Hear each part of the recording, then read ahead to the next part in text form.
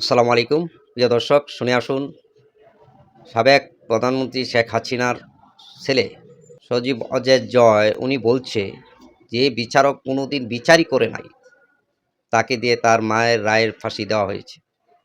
চলুন তার মুখ থেকে শুনে আসি বিস্তারিত, তারপর আলোচনা করছি। আন্তর্জাতিক ক্রাইমস ট্রাইব্যুনাল এটা বানানো হয়েছিল আপনার 71-এর যুদ্ধাপরাধীদের বিচার করার জন্য। সেই 73 সালে বানানো হয়েছিল।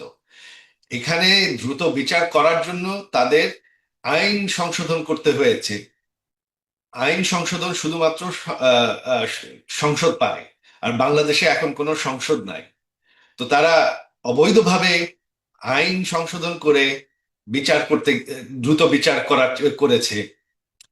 এই বিচারে এই আদালতে 17টি জাজকে তারা সরিয়ে দিয়েছে, বের করে দিয়েছে। তারা একজন জাজ বসিয়েছে যে কোনোদিন কোনো বেঞ্চে বসে নাই। তিনি আমার মার বিরুদ্ধে বাজে কথা বলেছেন। এই আদালতে আমার মাকে তারা কোনো আইনজীবী নিয়োগ করতে দেয় নাই, আমাদের আইনজীবীকে আদালতে ঢুকতে পর্যন্ত দেয় নাই।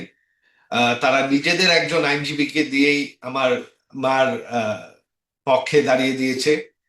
তো এটা সম্পূর্ণ একটা সাজানো বিচার। এটার কি রেজাল্ট হবে এটা আগে থেকেই সবাই জানতো।